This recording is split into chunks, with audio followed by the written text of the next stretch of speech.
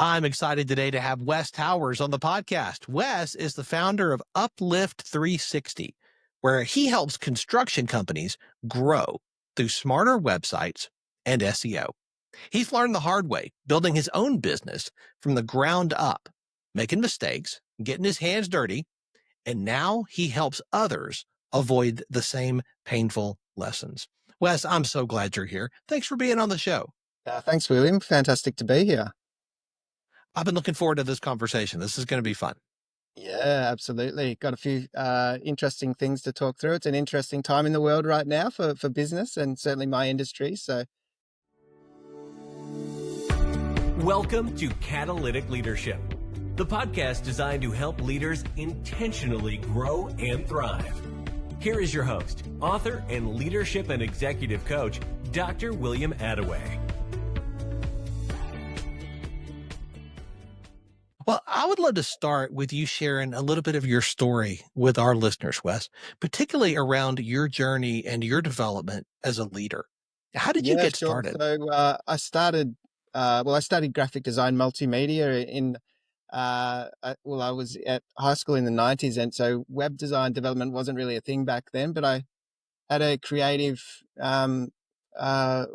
So I pursued that, went to uni, got my first job in a Sydney company in the year 2000 in a marketing company, and they'd never designed a website before. So things have changed. They were an award-winning marketing company. I've actually found them. They were in the award book, and I called them because they were doing wonderful work.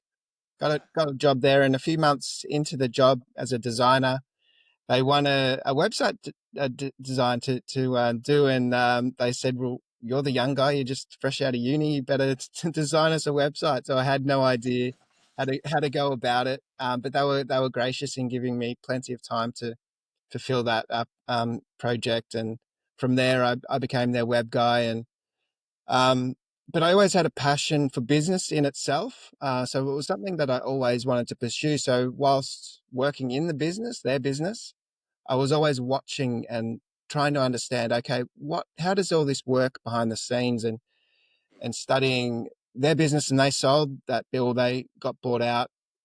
So I watched that. I got to watch that whole process of going through the merger and going to the new company, and watching, as a young guy, watching the different leadership styles, really. So I guess all of us model ourselves on what we've seen successful in others. And so because I didn't study business, I didn't study leadership, I studied graphic design, multimedia at uni. So I guess my leadership style is a hybrid of what I observed and what I liked in others, but also just my own personality. I think you lead with your own strengths. So I'm a people person. So I enjoy people. I like spending time with all diverse types of people. So my leadership style, I guess you would say, is relational. And that's how I go about life.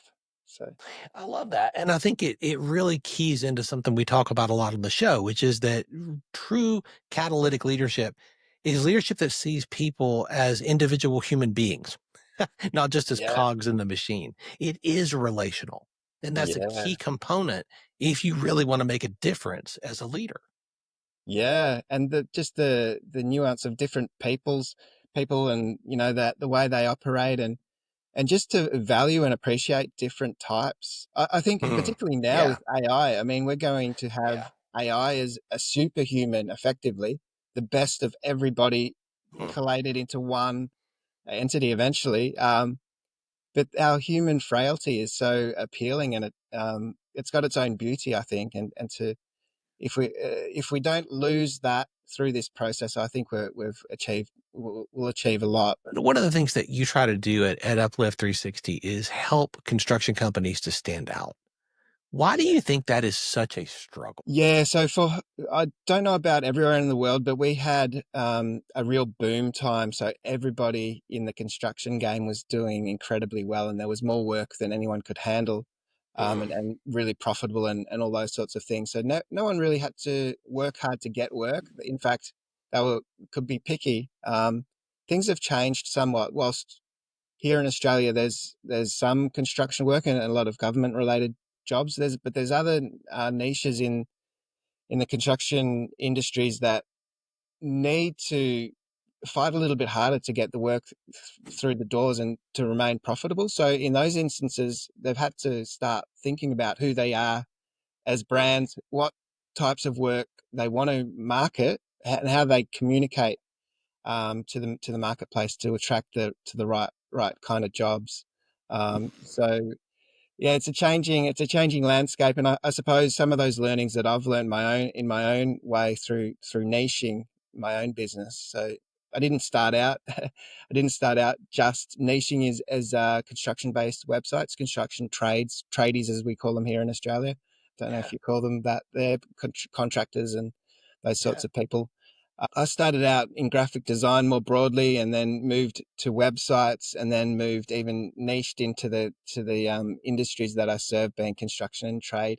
And I think that's the aspects of what I learned through that process are helpful for the construction companies now, in just being able to identify who their ideal clients are, so they can target them specifically, because it's so noisy out there, and people are so rushed for time. So if you're trying to communicate too broadly, people just miss your message.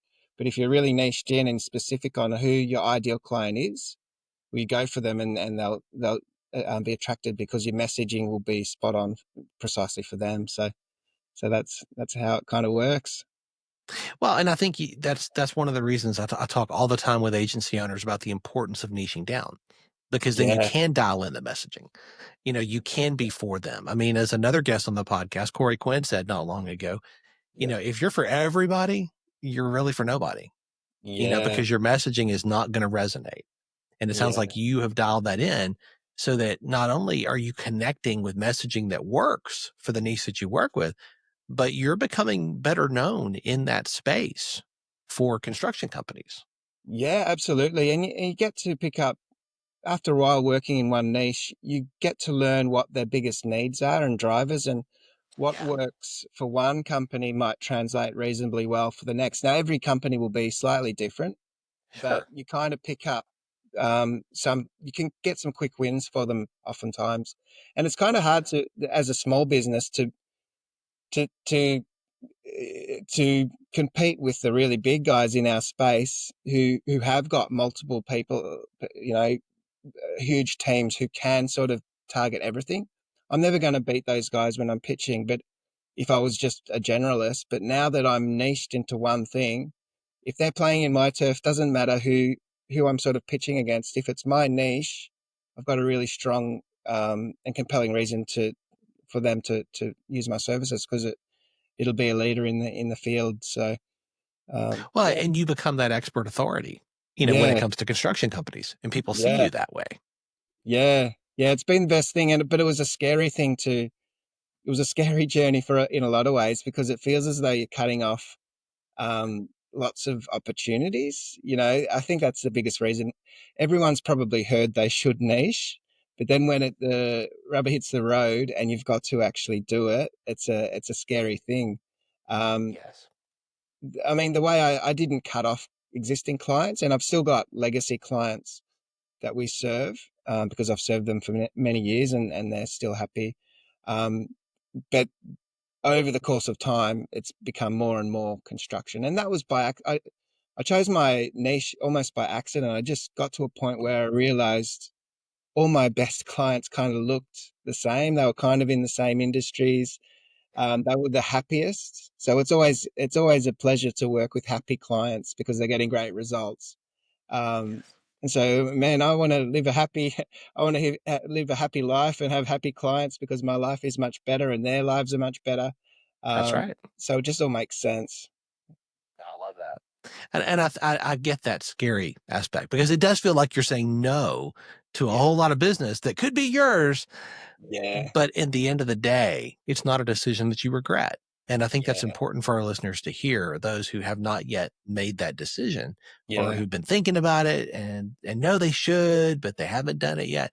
I think your story is powerful, because you can illustrate, hey, this was scary for me too, but Yeah. I did it, and I'm glad I did it. Yeah. Yeah. On the flip side, there's a kind of a horror story of in my early days of business where I wasn't niched at all. And I took on a project that really was outside of our skill set. I had a tiny team back then. But I took on a project for all the wrong reasons. It seemed to be like it was going to be highly profitable, but it wasn't really what we did, but we did it anyway. And I partially did it because my lead developer at the time, he was kind of getting a bit bored. He was very advanced. He'd been with me for quite a while. And he was finding the work boring for whatever reason. So I thought, well, this will keep him happy because it's something new and engaging and exciting. It was a dating website. It's nothing I've ever done before. The problem with that was a few different things happened. So the web developer, who I knew was unhappy to a degree or bored, he ended up leaving mid-project, and he was the one who did all the scoping of the job as well. Oh, And so no. he's the only guy who had the skill set to get the job done, and it was the biggest job we'd ever won. Oh, my goodness. So, man, I spent midnight hours figuring it out and having to do a lot of it myself, which is not ideal. But we got there, and the client was happy. The client had no idea that of the torment it was causing me. So I suppose that pain in realizing, hey, it's better to be really great at the few things that you do well, and don't try and deviate too far away from that. So lesson That's learned. good. I mean, we finished the dating website. She built the business and sold the business. So she did well and she was happy. She had no idea of the torment I lived through, Oh, my not goodness. niching in, not Oh, sticking to my my lane. So, goodness. yeah. Wow. Well, you bring up, focusing on a few things and doing them really well. Yeah. In the intro that I read, you guys focus on websites and SEO. Yeah. And I think that's something that a lot of people right now are trying to navigate this season that we're in around SEO with the rise of AI and the disruption that is bringing. Do Yeah. you still see SEO as important going forward with AI really disrupting search as it has been? Yeah. Yeah. I think there's a few different ways of people are talking about it now and different acronyms and all that sort of stuff. I'm going with the search everywhere optimization. I think you had a guest on who said the same thing. Yeah. Yeah. I agree with that philosophy as well. Because it's handy because we write SEO on everything. So it's the same letters, search I like it. everywhere, but it really is people are using ChatGPT and they're searching in entire sentences or even paragraphs. They're talking to their ChatGPT on their phone, requesting information. The way I look at it is a website's still critical in that whole process because if anyone's going to make a buying decision, they're going to go to the premises of the business or go to the digital shop front, which is the website, before they make an engagement, before they buy anything. And particularly for a higher end product, they're going to do a fair bit of research. So checking out the website to check the authority and the authenticity of the company is really critical. There's a whole lot of there's less traffic coming to websites now because the answer is met on Google or the other ChatGPT or the other AI platforms.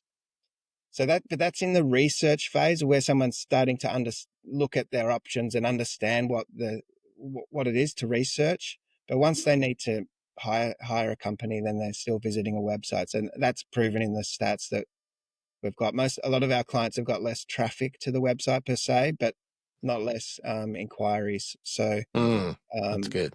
That's a good distinction. it's about. Sorry, go on. That's a good distinction there. Yeah, so it's the about traffic versus the search. Yeah, yeah, it's about managing that process and explaining that it's changing so fast. So it is. Yeah, it's exciting and terrifying in some ways. So. Yeah.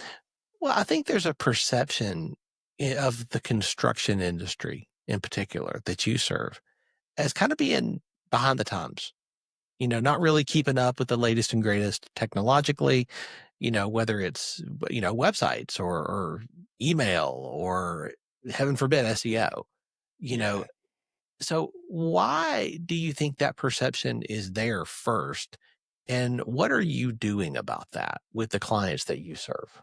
Yeah, so it can be a little different depending on the client. So because we're probably going for a slightly bigger construction, well, not necessarily huge, but big enough that they've got a marketing Mhm. person at least, maybe not a full department, but someone who's in charge of that department. So at least from that perspective, they're invested into marketing to some degree.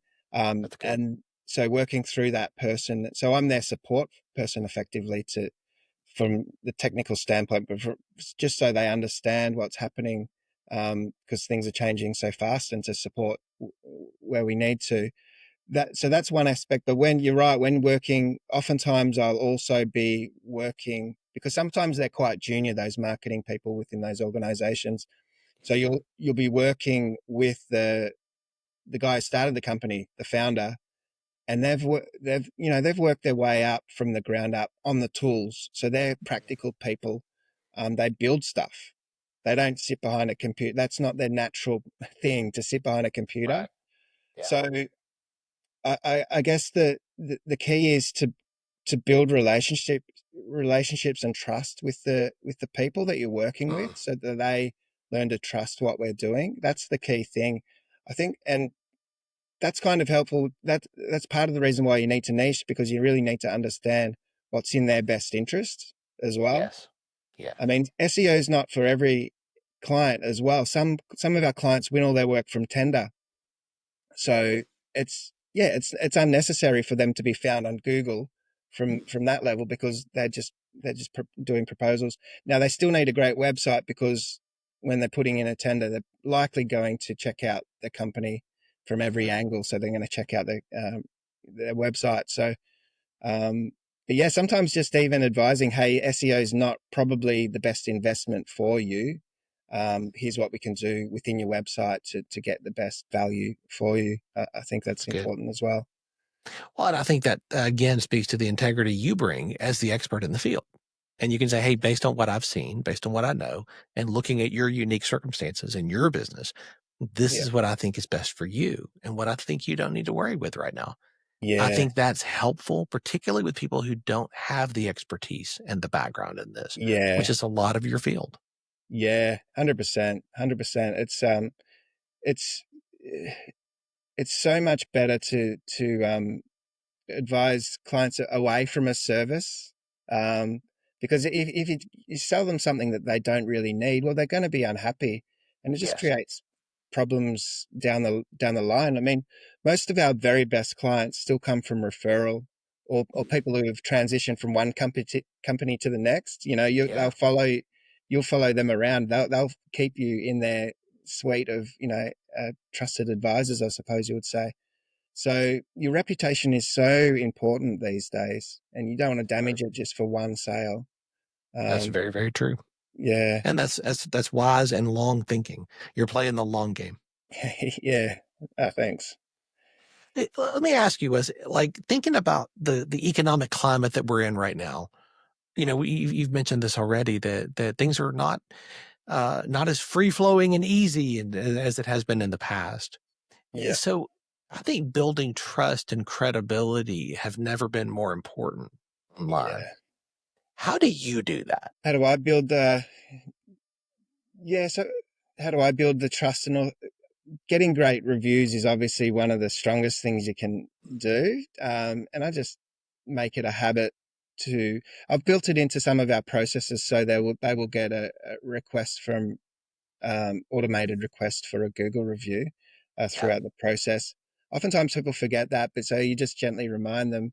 And people like to help people, so they realize I'm running a small business. I've got a strong relationship with my clients, so when I say, hey, do you mind leaving a quick Google review or something, they generally Mm, will. that's So good. those sorts of things are anything that anyone, you can say the most positive things about your own company on your website and your socials and all that kind of thing. But once someone else says it on a Yes. platform that you can't control or manipulate, like Google reviews, that's always the most powerful thing. So that's That's the good. reputation building. Um, I live in a reasonably small town, here in just outside of Melbourne, Geelong. So um, you couldn't survive in a town like this doing a poor job, I don't think, as well. So you know, it's Reputation important. matters. Yeah. Yeah. So that's for the local market. I mean, not all our clients are here as well. We've got clients all over Australia and even some internationally as well. But yeah, you know, reputation is the key. You know, particularly with AI and how things are going. So anyone can quickly create a message and you know, publish things so fast to build a perceived authority, but it's not until someone else says positive things about you that it's authenticated, I suppose. Yeah, that's really good. So if you were starting Uplift today in the economy that we're in right now, Yeah. what would you do differently? What's the biggest thing you've learned that you would love to go back and apply from the very beginning? Yeah. So I think early on I was a naturally shy kid. That might surprise some people now because I'm just more comfortable in my own skin, I suppose. But I suppose as a young business person, I was a little bit fearful in even making contact with people that, you know, businesses that I felt were like really successful, or people. I was just scared to talk to people that I was really impressed by. But these days I would find a way, if I was starting again and I could speak to my young self back then, I would just encourage myself to be brave and to realize people are just people, and they've all had their own journey, even though they might be older and more experienced. Um, I, I should have hung because I was confident in my skill set and everything that I did. I should have built my confidence more so on that, and just not worried about saying the wrong thing or presenting not too well, or all those sorts of things that we worry about as young people. I think just starting and realizing people are people, and no one's looking down upon me if I say the wrong thing. You know. That's Um, really good. yeah. I think that's smart. And that goes to the maturity that comes with leading something for a period of time. I Yeah. think that's a really solid lesson. So Yeah. talking about your growth and your development, Yeah. Uplift needs you to lead at a higher level today than it did 5 years ago. And the same thing's going to be true 5 years from now. So how do you stay on top of your game? How do you level up with the new leadership skills that your business and your team and your clients are going to need you to have in the days ahead? Yeah, really interesting. So just a couple of days ago, I don't know, it might have been on a YouTube I was watching. Can't even remember who said it, but they said how they were talking to their chat GPT and just were asking, hey, you know me really well, which it does, and it knows me well because I'm always talking to it. What are my weaknesses? And it was really insightful. So said I requested what are my weaknesses as a leader in my own business? And it gave me a really interesting insight in saying that Hmm. I may be too wanting too much control. So still, um, nearly everything, not every minor detail goes through me, but I'm on top of every project. So I project manage everything. So that's a real potential bottleneck. So it was great because it was so true, because it knows Hmm. me so well, and it knows I go through every contingency and different strategy and everything through the platform. It's sort of just highlighted to me, okay, I've got to start building more trust into the team members I've got, because I know that they're great, you know. So I've got to find ways to I suppose maybe it looks back at that team that leader I had previously who got bored. Maybe that Hmm. was my fault because I didn't That's make a good. way for him to transition to something greater. And I caught it out too late, and I tried to solve the problem with a solution it was too late and it wasn't the right solution. So I've got to think about how I look after my team so that they don't get bored, that they remain engaged and they can grow. So those are the things I've got to look at. And particularly with things evolving fast, there might be opportunities for my team to remain. So if I stay on top of the tools and the techniques and the strategies, but I find the right people to grow into those new roles as well, because there will be new roles and there'll be redundant roles, I believe, in our industry. I think they're key things that I've got to look at as the leader. They're my responsibility. That's good. Is there a book that you've read that has made a big difference in your journey that you would recommend to the leaders who are listening? Hey, if you haven't read this, it would be worth your time. Yeah, I think the books I read early on were the most insightful, because everything's kind of new back then. So the E-Myth, which was written Great book. so long, I don't know how many times I read that, but I read it all heaps of times, probably, I don't know, 4 or 5 times. But just to solidify the concept of having systems and processes, because we're in a creative industry, and my persuasion, I guess, is the creative. So that can sometimes be less pragmatic and practical and process driven. So a book like that was really powerful, just to think about, how do we make this a process so it's the same every time. Now the design will look different every time, but there's the order in which we get to that solution. We follow the same process. So it doesn't matter which person in the team is working on it, they can pick it up anywhere. And also, someone's away sick. We did have someone away sick for a couple of weeks. It didn't matter from a business perspective, because someone else could just jump in and see precisely where it was at and complete the process. So that E-Myth was transformational, really. And it was good that I read it so early on. That's such a great book. I love that. Yeah. Wes, if I had the ability to snap my fingers and solve one problem in your business right now, what would you want that problem to be? Yeah. So the problem is to see where the industry is going, the future, the tools and the techniques of the future, is the future is happening now. It feels like it's just happening so fast. So that's the biggest challenge right now.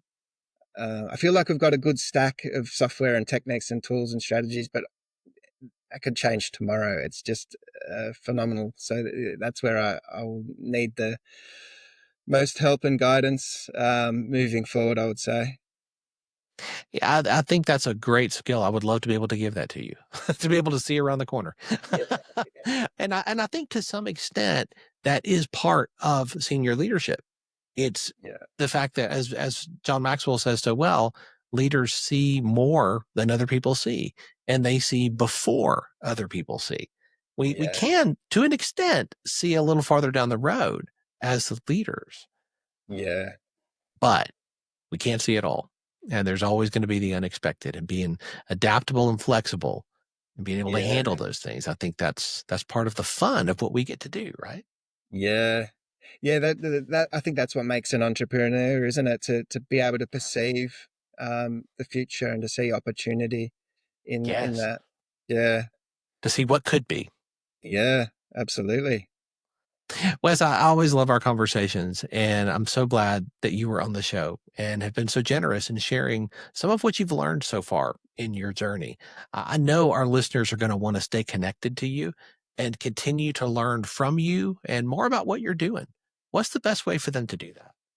Yeah, so the website would probably be the easiest thing, uplift360.com.au. So I publish content to there fairly regularly, but also from there you'll find the social media links. You can people can connect directly with my LinkedIn, personal LinkedIn as well. I accept everybody. So, and that personal LinkedIn is on the website as well. So yeah, uplift360.com.au. Perfect. We'll have those links in the show notes. Great. Excellent. Wes, thanks so much for your time today. Thanks. It's been brilliant.